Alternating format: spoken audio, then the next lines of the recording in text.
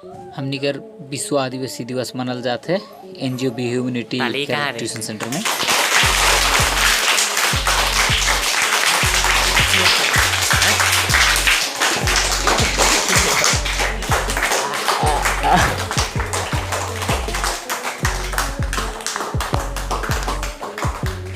एक बार सबने बांटो, आज विश्व आदिवासी दिवस की तरफ से ये केक काटा जा रहा है।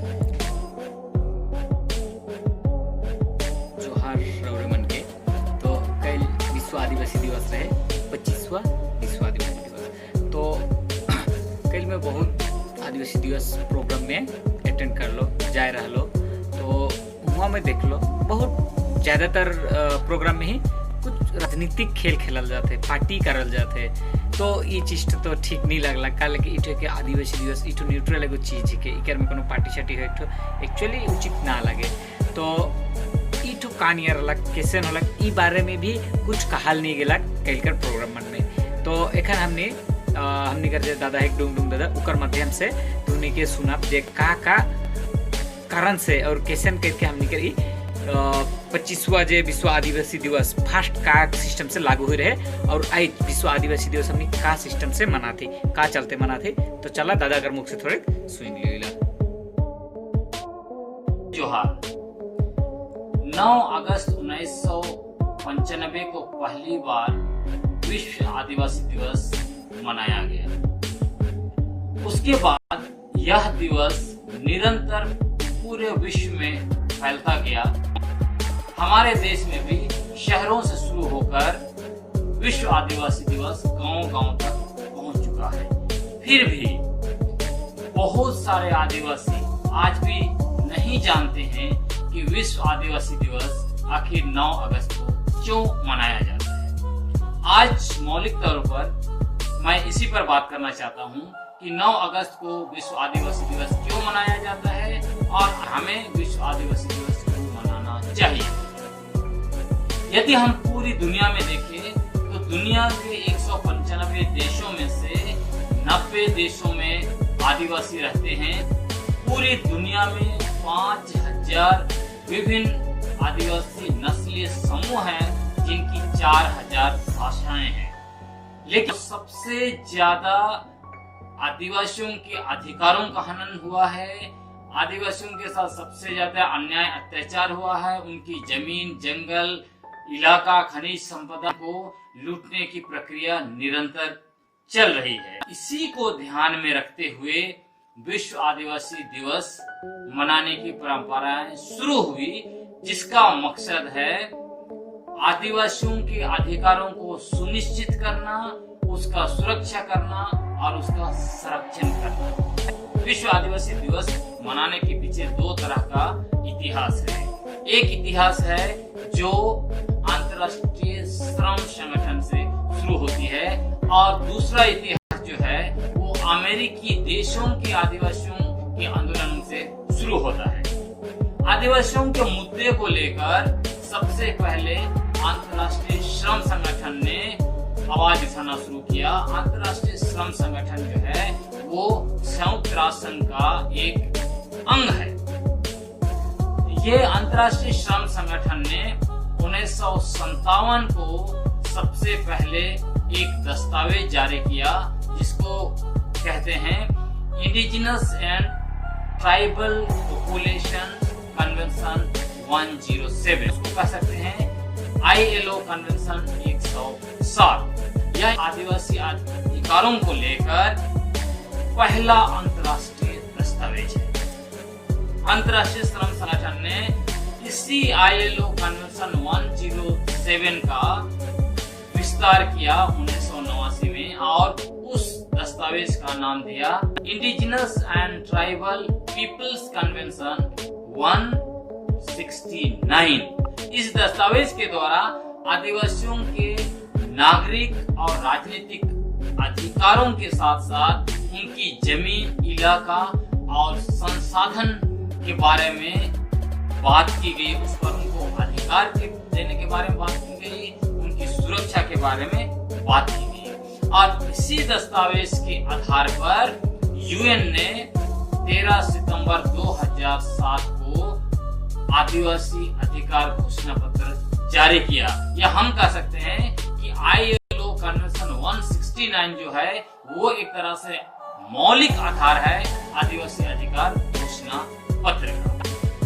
आदिवासी दिवस मनाने के पीछे अमेरिकी देशों के आदिवासियों का बहुत बड़ा हाथ है। अमेरिका में 12 अक्टूबर को कोलंबस दिवस मनाने की प्रथा लंबे समय से चलती आ रही थी, लेकिन आदिवासियों ने इसका विरोध करना शुरू कर दिया। उन्होंने कहा कि कोलंबस जो है उपनिवेशी शासन व्यवस्था का प्रतिनिधित्व करता है, इसलिए हम इसका विरोध करते हैं। और उसी दिन जो है उन्होंने आदिवासी दिवस मनाने की मांग की।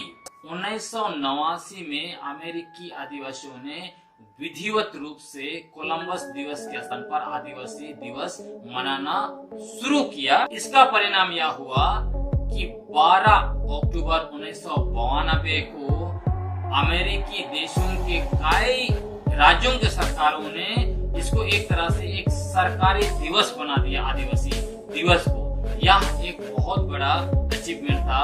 अमेरिकी देशों के आदिवासियों के दबाव में आकर संयुक्त राष्ट्र संघ को आदिवासियों के अधिकारों को लेकर एक अंतर्राष्ट्रीय कार्यदल का गठन करना पड़ा, और इस कार्यदल की पहली बैठक 9 अगस्त 1982 को हुई। इसके बाद संयुक्त राष्ट्र पर निरंतर दबाव बढ़ता गया और अंततः संयुक्त राष्ट्र संघ ने 1993 को आदिवासियों का अंतर्राष्ट्रीय वर्ष घोषित कर दिया। इतना ही नहीं, 23 दिसंबर 1994 को संयुक्त राष्ट्र संघ ने आदिवासियों का प्रथम दशक घोषित किया। संयुक्त राष्ट्र संघ ने 23 दिसंबर 1994 को और एक बड़ा कदम उठाया। 1994 से 2004 तक इस एक दशक को आदिवासियों का प्रथम दशक घोषित किया, और उसी समय में यह भी घोषणा कर दिया कि अंतर्राष्ट्रीय कार्यदल के प्रथम बैठक के स्मरण में पूरी दुनिया में 9 अगस्त को विश्व आदिवासी दिवस मनाया जाएगा। और इसी के बाद पहली बार 9 अगस्त 1995 को विश्व भर में आदिवासी दिवस मनाया गया। कई साथियों को यह भी कंफ्यूजन होता है कि संयुक्त राष्ट्र संघ ने आदिवासियों के अधिकारों को लेकर 13 सितंबर 2007 को घोषणा पत्र जारी किया, लेकिन 13 सितंबर को आदिवासी दिवस क्यों नहीं मनाया जाता है, 9 अगस्त को क्यों मनाया जाता है? तो मैं उम्मीद करता हूँ यह कंफ्यूजन दूर हो गया होगा। देखिए, हमें बार बार याद रखना चाहिए, संयुक्त राष्ट्र संघ ने जो अंतर्राष्ट्रीय कार्यदल बनाया था आदिवासियों के अधिकारों को जो है कि एक जगह लाने के लिए, या क्या आदिवासियों के अधिकार होंगे, कौन कौन सा अधिकार होंगे, उन सारे चीजों का ड्राफ्ट बनाने के लिए उन्होंने कार्यदल बनाया था। और अंतर्राष्ट्रीय कार्यदल की पहली बैठक 9 अगस्त को हुई थी, इसीलिए उसी की याद में हम लोग विश्व आदिवासी दिवस मनाते हैं। और साथियों, मैं यह जरूर कहना चाहूंगा, 9 अगस्त हम लोग के लिए, आदिवासियों के लिए सबसे बड़ा त्योहार है। हमारा जितना भी त्योहार है, पारंपरिक त्योहार हैं और भी त्योहार है जो भी मनाते हैं, लेकिन हमें 9 अगस्त को सबसे बड़ा त्योहार के रूप में मनाना चाहिए, क्योंकि यदि हमारे अधिकार नहीं होंगे तो हम जो है कि कुछ नहीं कर सकते हैं। इसलिए हमारी जिम्मेवारी यह होना चाहिए कि UN डिक्लेरेशन 2007 को हम जल्द से जल्द हमारे देश में लागू करवाने के लिए हमारे जो MP हैं, MLA हैं, उनके ऊपर दबाव बनाएं, उनको इसके बारे में बताएं। जिस दिन संयुक्त राष्ट्र संघ का घोषणा पत्र हमारे देश में लागू हो जाएगा, ये कानूनी रूप ले लेगा, उस दिन से हमारे सारे अधिकार सुरक्षित हो जाएंगे। हमारी आदिवासी पहचान, हमारी भाषा, संस्कृति, परंपरा, हमारी जमीन, जंगल, इलाका, सब कुछ जो है कि सुरक्षित हो जाएगा, और हम लोग जो है कि गर्व से कह सकेंगे हम आदिवासी हैं। लेकिन सबसे पहले हमें अभी भी गर्व करना चाहिए, हम आदिवासी हैं। हमारा जो फिलोसॉफी है वो दुनिया में श्रेष्ठ है। हमारा फिलोसॉफी जो है दुनिया को बचा सकता है। जिस तरह से पूरी दुनिया जो है कि खत्म होने की स्थिति में है।